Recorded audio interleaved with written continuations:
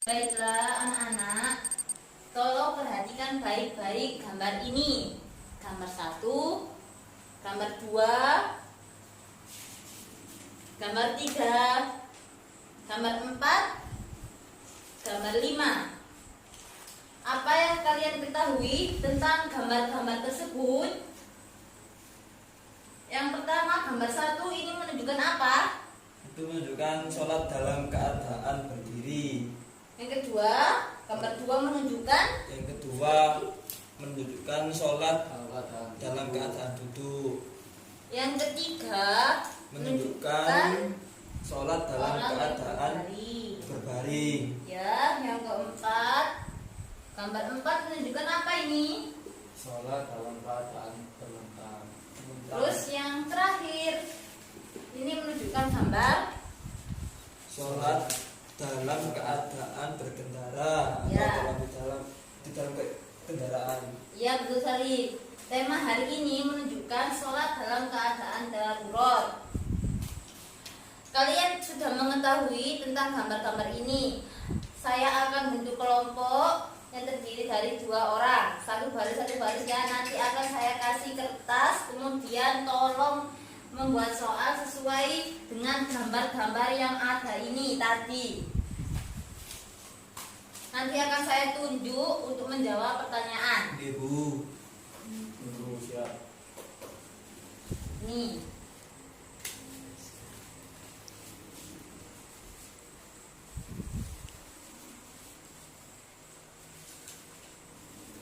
Ini pertanyaannya 1 ya, Bu? Iya, pertanyaannya 1. Tolong kalian tulis, nanti dikumpulkan ke saya. Nanti akan saya ajak.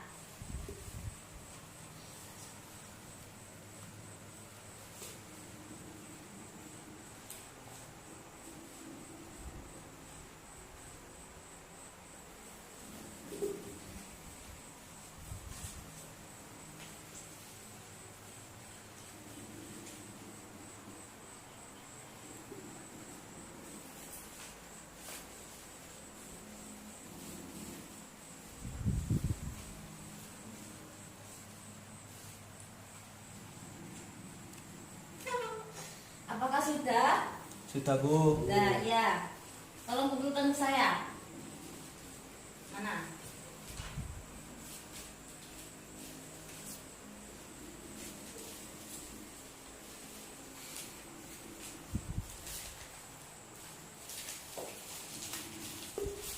Akan saya ajak, nanti tolong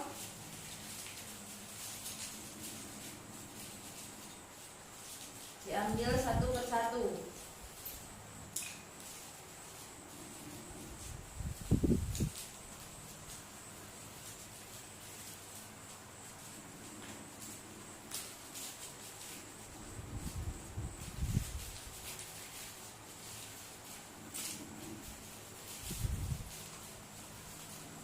Ini sudah saya ajak. Ayo Pak Jadi Jutomo, ambil langsung. Erin, Muhammad Mahrus, Rizal.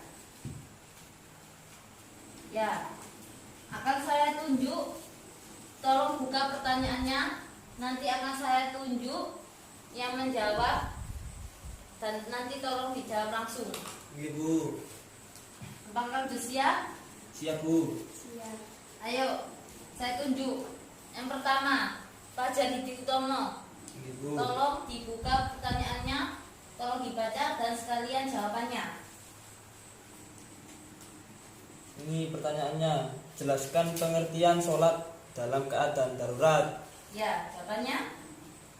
Jawabannya itu sholat yang dilakukan dalam keadaan sakit atau dalam berpergian, atau juga bisa berkendara. Ya, baik. Pada Jadi Utama, pertanyaannya yaitu jelaskan pengertian sholat dalam keadaan darurat. Jawabannya, sholat yang dilakukan dalam kondisi sakit maupun dalam kendaraan. Jawabannya betul sekali. Mari kita beri aplaus untuk jawabannya Pak Jadi Utomo. Yang kedua, Muhammad Mahrus Ali Hizbullah. Tolong dibaca soalnya dan tolong dijawab sekalian. Ya, soalnya adalah bacakan salah satu dalil sholat dalam keadaan darurat. Ya, tolong dibaca. Perhatikan yang dengan baik-baik ya. Dalil Anak-anak. tersebut terdapat dalam surat Al-Baqarah ayat 285 Ya, yang tolong berbunyi, dibaca. Bismillahirrahmanirrahim.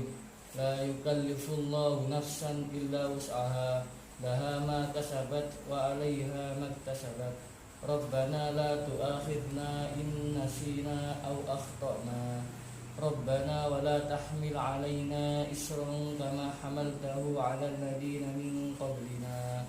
Rabbana wa la tuhammilna ma la taqata lana bih, wa'fu 'anna waghfir lana warhamna anta maulana fansurna 'alal qaumil kafirin.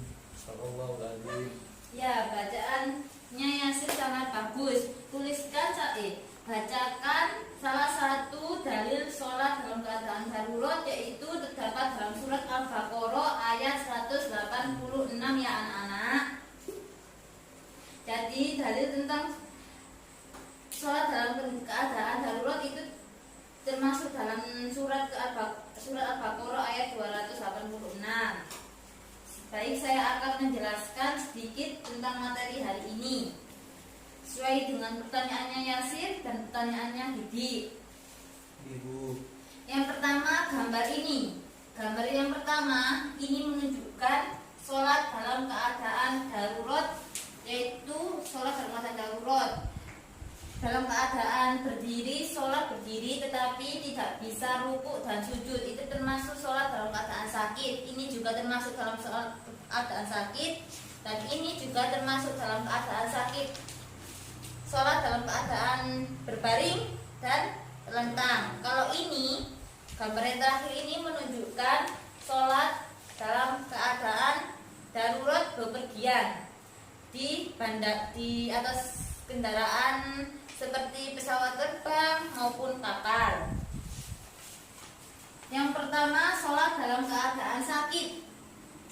Berdiri tetapi tidak bisa rukuk dan sujud. Itu ia harus sholat dengan berdiri, ia harus wajib berdiri dan melakukan rukuk dengan menundukkan, tidak bisa rukuk menundukkan badannya. Bila ia tidak mampu menundukkan punggungnya sama sekali, maka cukup dengan menundukkan dengan lehernya, kemudian duduk lalu menundukkan badan untuk sujud dalam keadaan duduk dan mendekatkan wajahnya ke tanah sebisa mungkin.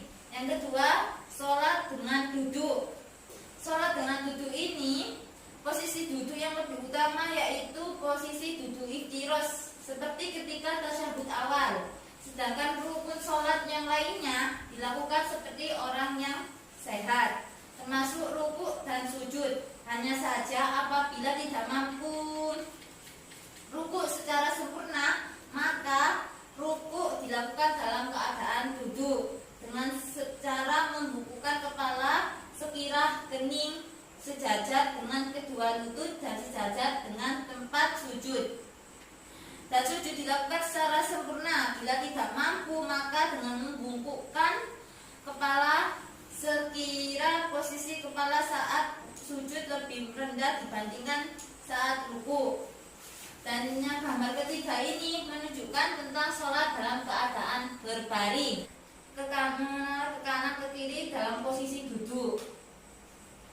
Baiklah, sekian, mungkin waktunya sudah habis. Kita akhiri. Ada yang bertanya? Kalau kurang paham? Tidak, Bu, bukan jawab. Oke.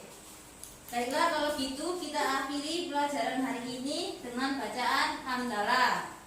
Alhamdulillah. Mudah-mudahan pertemuan hari ini bisa bermanfaat. Amin. Assalamualaikum warahmatullahi wabarakatuh. Waalaikumsalam warahmatullahi wabarakatuh.